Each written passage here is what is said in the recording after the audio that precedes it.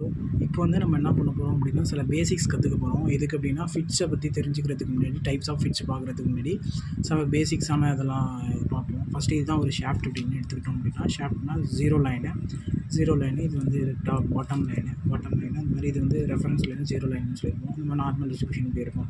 25.2 25.8 இது வந்து நம்ம சப் குரூப்ஸாக பிரிச்சிருப்போம். அதில் வந்து ஏ அப்படிங்கிறத மட்டும் எடுத்துக்கிறேன் அப்படின்னா, இதில் சில விஷயங்கள்லாம் ஃபேக்டர்ஸ்லாம் இம்பார்ட்டண்ட்டாக இருக்கும். ஃபஸ்ட் வந்து பேசிக் சைஸ் அப்படிம்பாங்க. செகண்ட் வந்து டிசைடு டாலரன்ஸ். பேசிக் சைஸ்னால் என்னது? இந்த ஜீரோ லைன்லேருந்து இந்த ஷாஃப்ட்டுக்கு எவ்வளோ சைஸோ இருக்கும் பேசிக் சைஸு.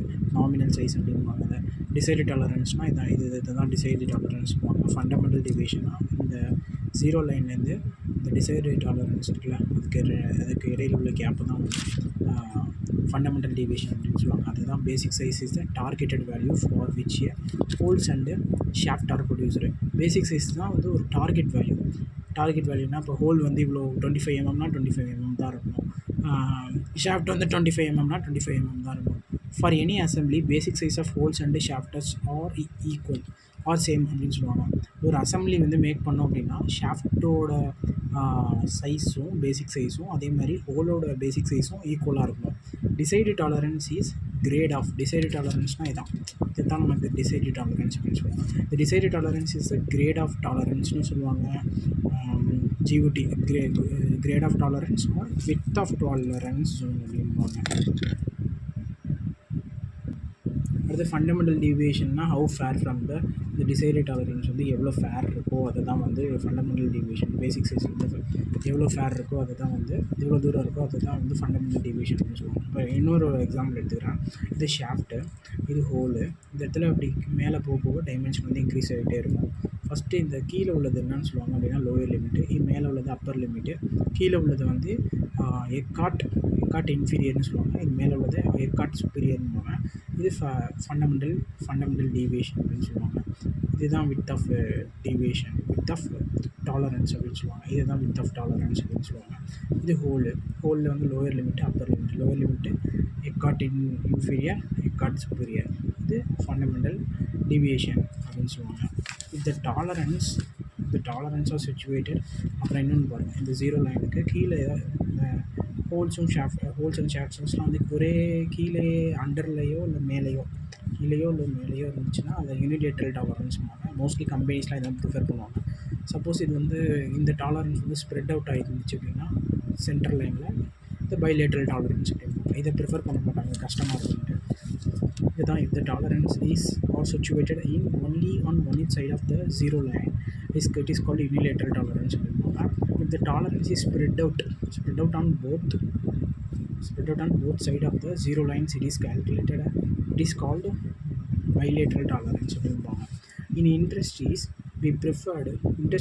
என்ன பண்ணுவோம் அப்படின்னா we prefer unilateral tolerance தான் ப்ரிஃபர் பண்ணுவோம் tolerance system. Because selective assembly இதை செலக்ட் பண்ணுவோம்ல ஹோல்ஸையும் ஷாஃப்ட்டையும், it make easier to make சப்குரூப்ஸை வந்து மேக் பண்ணுறதுக்கு ரொம்ப ஈஸியாக இருக்கும். இதுதான் வந்து பேசிக்ஸ் ஆஃப் ஃபிட்ஸில் உள்ள பார்க்க வேண்டியது. அடுத்து நம்ம கிளாசிஃபிகேஷன் ஆஃப் கிளியரன்ஸ் ஃபிட் அப்படின்னா என்னென்னு பார்க்கலாம். கிளாசிஃபிகேஷன் ஆஃப் கிளியரன்ஸ் ஃபிட் அப்படிங்கிறது என்னென்னா, கிளியரன்ஸ் ஃபிட்டில் 2 டைப் இருக்குது. ரன்னிங் ஃபிட்டுன்னு ஒன்று இருக்குது, ஸ்லைடிங் ஃபிட் அப்படின்னு ஒன்று இருக்குது. ரன்னிங் ஃபிட்டு அப்படிங்கிறது என்னென்னா, இப்போ வந்து ஒரு ஹோல் பெருசாகவும் ஷாஃப்ட் சின்னதாகவும் இருந்துச்சு அப்படின்னா உள்ளே போயிட்டு ஈஸியாக வந்துட்டு வருவோம். அதுதான் வந்து கிளியரன்ஸ் ஃபிட்டு. அதில் வந்து ஹோல்ஸு இந்த கிளியரன்ஸ் வந்து இந்த கேப் இருக்குல்ல, அது வந்து ரொம்ப பெருசாக இருந்துச்சு அப்படின்னா இன்டர்னலில் வந்து ஃப்ளூடெல்லாம், அதாவது ஒரு லூப்ரிகேட்டிங் ஆயிலெலாம் போட்டோம் அப்படின்னா அது வந்து ரன் ஆகும், இப்படி ட்விஸ்ட் ஆகிட்டே இருக்கும் அப்படின்னா அது வந்து ரன்னிங் ஃபிட்டு. ஸ்லைடிங் ஃபிட்னால் சின்னதாக கேப்பாக இருக்கும், அதனால் அது வந்து உள்ளே அப்படி ஸ்லைடு மட்டும் ஆகும். இப்போ வந்து இதுதான் ஜீரோ லைனு, இந்த எடுத்துக்கிறது வந்து ஜீரோ லைன் அப்படின்னு எடுத்துருக்கோம் அப்படின்னா இது ஹோலு, இது ஷாஃப்ட்டு. இந்த இடத்துல போனால் டைமென்ஷன் இன்க்ரீஸ் ஆகும். ஃபஸ்ட்டு கீழேருந்து இது வந்து மேக்ஸிமம், அதாவது இது maximum size of the hole, இது minimum size of the hole, இது minimum size of the shaft, maximum size of the shaft. Okay, இந்த இந்த ரெண்டுத்துக்கும் உள்ள கேப் டிஸ்டன்ஸ் வந்து மினிமம் கிளியரன்ஸ். அப்புறம் இந்த மேக்ஸிமம் சைஸும் மினிமம் சைஸ் ஆஃப் த ஷாஃப்ட்டுக்கும் உள்ள டிஸ்டன்ஸ் வந்து மினிமம் கிளியரன்ஸ், இது மேக்ஸிமம் கிளியரன்ஸ். இந்த மினிமம் கிளியரன்ஸ் வந்து அலோவன்ஸ் அப்படின்னு சொல்லுவாங்க. அது ரெண்டும் ஈக்குவலாக இருக்கும். இந்த லைன் இருக்குல்ல, இந்த ஹோலுக்கு கீழே உள்ளது வந்து மேக்ஸிமம் மெட்டீரியல் லிமிட்டும், இதுக்கு கீழே உள்ளது மேக்ஸிமம் மெட்டீரியல் லிமிட்டும். இது மேலே மினிமம் மெட்டீரியல் லிமிட், இது கீழே மினிமம் லிமிட். ஷாஃப்ட் அப்படின்னு. அலோவன்சஸ்லாம் அப்படின்னா அதை தான் வந்து அந்த மினிமம் கிளியரன்ஸ் தான் அலோவன்ஸ் அப்படின்னு சொல்லுவோம். இப்போ வந்து ஒரு ஹோல் வந்து மேக் பண்ணோம் அப்படின்னா எப்போ வந்து ஹோலுக்கு வந்து மினிமம் சைஸ் ஆஃப் த மெட்டீரியலாக மினிமம் சைஸ் ஆஃப் த ஹோலாக இருந்துச்சுன்னா மோர் மெட்டீரியல் தேவைப்படும். Maximum size of the holes வந்து பெருசாக இருந்துச்சு அப்படின்னா லெஸ் மெட்டீரியல் தான். அதுவே வந்து minimum size of the shaft அப்படின்னா minimum material, maximum size of the shaft அப்படின்னா மேக்ஸிமம் மெட்டீரியல் அப்படிம்பாங்க. இதுதான் இந்த டயக்ராம். இந்த டயக்ராம் வந்து ரொம்ப ரொம்ப இம்பார்ட்டண்ட்டு. இதை வச்சு தான் நம்ம அடுத்தது டெஃபினேஷன் பார்க்க போகிறோம். இதான் சொல்லுவாங்க, fit is called quantity of assembly. It is the relationship between holes and shaft before assembly பண்ணுறதுக்கு முன்னாடி உள்ள இதுதான் வந்து ஃபிட் அப்படின்னு சொல்லுவாங்க. In an assembly if the maximum size of the shaft is smaller. அதாவது இந்த அசம்பிளியில் பார்த்தோம் அப்படின்னா இந்த maximum size of the shaft வந்து சின்னதாகவும் smaller then the minimum size of the ஹோலோட மேக்ஸிமம் ஷாஃப்டோட சைஸ் சின்னதாகவும் minimum size of the hole வந்து கம்பேர் பண்ணும்போது maximum size of the shaft சின்னதாகவும் இருந்துச்சு அப்படின்னா அது வந்து then it is called as clearance fit அப்படின்னு சொல்லுவாங்க. இந்த ரன்னிங் ஃபிட்டில் வந்து என்னென்னா அந்த amount of clearance is more. கிளியரன்ஸ்னால் கேப் பெருசாக இருக்கும். So a thin layer of lubrication oil இந்த மாதிரி போடுவாங்க. And can be maintained between the hole. அது மெயின்டைன் ஆகும் இப்போனா ஹோலுக்கும் ஷாஃப்ட்டுக்கும் இடையில். ஆஸ் ஏ ரிசல்ட், அந்த ரிசல்ட்னால நமக்கு என்ன நடக்கும் அப்படின்னா result of that shaft rotates inside தான் சொன்னேன். ஷாஃப்ட் வந்து ரொட்டேட் ஆகும். இதுவே வந்து இன் ஸ்லைடிங் ஃபீல்டில் த அமௌண்ட் ஆஃப் கிளியரன்ஸ் வந்து கேப் சின்னதாக இருக்கும். Will be less. So there will be sliding between holes and shaft. But no rotation இருக்காது, ஒன்லி ஸ்லைடிங் மட்டும் இருக்கும். இதில் அந்த upper limit of the shaft இருக்குல்ல and lower limit of the hole is called maximum material limit. தான் சொன்னேன். இந்த upper limit of the shaft அப்படின்னா இது இருக்குல்ல அப்பர் லிமிட்டு, இது வந்து அதுதான் வந்து மேக்ஸிமம் மெட்டீரியல் லிமிட் அப்படின்னு சொல்லுவாங்க. Upper limit of the shaft and lower limit of the ஹோலில் சின்ன கடைசி லைனையும் ஷாஃப்ட்டில் மேலே உள்ள லைன்லையும் உள்ள இடையில உள்ள அந்த லைன்ஸஸ்லாம் வந்து என்னென்னு சொல்லுவாங்கன்னா நம்ம வந்து மேக்ஸிமம் மெட்டீரியல் லிமிட் அப்படின்னு சொல்லுவாங்க. இது வந்து ஷாஃப்ட்டோட லோவர் லைன்னா கீழே, வந்து upper limit of the hole வந்து மேலே தான் இருக்கும். அப்போ ரொம்ப மேக்ஸிமம் லிமிட்டை வந்து நம்ம சொல்லுவோம் அப்படின்னா மினிமம் மெட்டீரியல் லிமிட் அப்படின்னு சொல்லுவாங்க. அப்புறம் வந்து இந்த allowance is the difference between the maximum material limit of a hole and shaft. அலோவன்ஸ்னால் அதான் மினிமம் கிளியரன்ஸ் எவ்வளோ இருக்கோ அதை தான் வந்து அலோவன்ஸ்னு சொல்லுவாங்க.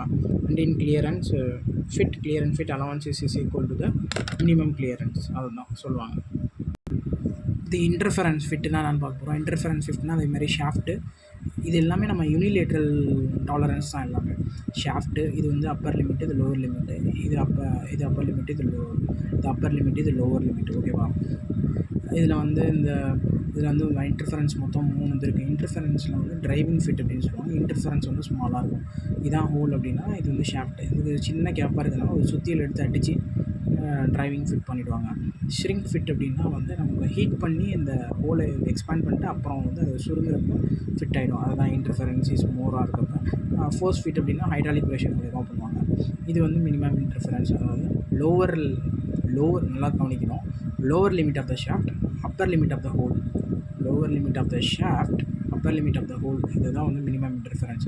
இதுவே upper limit of the shaft, lower limit of the hole, this is maximum interference. Maximum interference தான் அலோவன்ஸ் அப்படின்னு சொல்லுவோம். முன்னாடி பார்த்தது வந்து கிளியரன்ஸ் ஃபிட்டுக்கு மட்டும்தான் மினிமம் எவ்வளோ கிளியரன்ஸ் இருக்கோ அதை தான் அலோவன்ஸ் சொல்லுவாங்க. இதில் மேக்ஸிமம் இன்டர்ஃபரன்ஸ் எவ்வளோ அதை தான் அலோவன்ஸ் அப்படின்னு சொல்லுவாங்க. இதில் பார்த்தோம் அப்படின்னா இந்த maximum size of the hole in the assembly is less then அதாவது ஹோலோட மேக்ஸிமம் சைஸ் வந்து சின்னதாக இருக்கும்.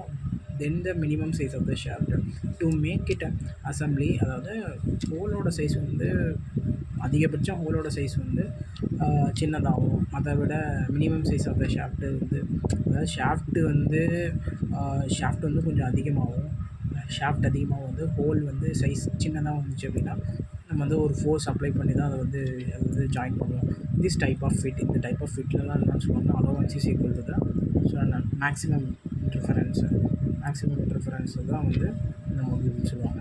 இன் டிரைவிங் ஃபிட்டில் பார்த்தோம் அப்படின்னா, in driving fit the interferences are low. Interference வந்து லோவாக இருக்கிறதுனால assembly can be made by hammering only தான், சுத்தியில் அடித்து தான் பண்ணுவாங்க. இன் ஷ்ரிங்க் ஃபிட்டில் வந்து ஹோலை வந்து ஹீட் பண்ணி இட் வில் எக்ஸ்பேண்ட் ஆகும். Then we insert the shaft into it. ஷாஃப்டை இன்சர்ட் பண்ணுவாங்க. there will be a shrink fit. அதுதான் ஷ்ரிங்க் நடக்கும். அன்பூல் அந்த ஹோல் பூல்ஸ் டவுன் அப்படிம்பாங்க. அப்புறம் வந்து இன் ஃபோர்ஸ் ஃபிட்டில் வந்து என்னென்னா interference value is very high. Interference வந்து ரொம்ப அதிகமாக இருக்கும். அதனால் என்ன பண்ணுவாங்க அப்படின்னா அப்ளைங் ப்ரெஷர் அப்ளைங் ஃபோர்ஸ் வந்து அப்ளை பண்ணுவாங்க. அப்படின்னா ப்ரெஷர்னாவே ஹைட்ராலிக் ப்ரெஷர் அந்த மாதிரி இருக்கிறதுனால பண்ணுவாங்க. கடைசி இது வந்து டிரான்சிஷன் ஃபிட் அப்படிம்பாங்க. இதுதான் டிரான்சிஷன் ஃபிட்னா அந்த மாதிரி இருக்கும். அதாவது இது வந்து ஹோலு, இது வந்து ஷாஃப்ட் அப்படின்னா அது வந்து ரெண்டு கேப் இல்லாமல் அப்படியே இதாகிற மாதிரி இருக்கும். இது இந்த upper limit of the shaft, lower limit of the shaft. இது வந்து நம்ம லோவர்னு சொல்லுவாங்க. ரெண்டு டைப் இருக்குது. புஷ் ஃபிட்னா நம்ம கையால் அழுத்தியே வந்து ஃபிட் பண்ணிவிடுவோம். ரிங்கிங் ஃபிட் அப்படின்னா அது வேறு ப்ரொசீஜர் இருக்குது. இதை என்ன சொல்லுவாங்க அப்படின்னா there is an overlap in the tolerance of the shaft and hole. அதுதான் வந்து டிரான்சிஷன் ஃபிட் அப்படின்னு சொல்லுவாங்க. இந்த புஷ் ஃபிட்டில் பார்த்தோம் அப்படின்னா one part is kept stationery. ஒரு பார்ட்டை வந்து ஸ்டேஷ்னரியாக வச்சுருப்பாங்க. அந்த other part is pushed into it அப்படின்பாங்க. ஒரு பார்ட்டை ஃபிக்ஸ் பண்ணிட்டு இன்னொரு பார்ட்டை வந்து கையால் அழுத்தியே வந்து ஃபிக்ஸ் பண்ணிடுவாங்க. இன் ரிங்கிங் ஃபிட் அப்படின்னா there is a heavy friction between shaft and hole, and the separation is possible only by application of pressure. Apply பண்ணால் மட்டும்தான் வந்து ரிங்கிங் ஃபிட்டில் வந்து ஃபிட் பண்ண முடியும். ஏன்னா அதில் வந்து ஹெவி ஃப்ரிக்ஷன் இருக்கிறதுனால. இந்த ரிங்கிங் ஃபிட்டில் வந்து மோஸ்ட்லி வந்து ஸ்டேஷ்னரியாக தான் இருக்கும். ரிங்கிங் ஃபிட்ஸஸ்லாம் வந்து பார்த்தோம் அப்படின்னா ரிங்கிங் ஃபிட்ஸ்லாம் வந்து ஸ்டேஷ்னரியாக தான் இருக்கும். அதுதான் சொல்லுவாங்க. இவ்வளோ தான் வந்து கிளாஸிஃபிகேஷன் ஆஃப் ஃபிட்ஸ். தேங்க்யூ.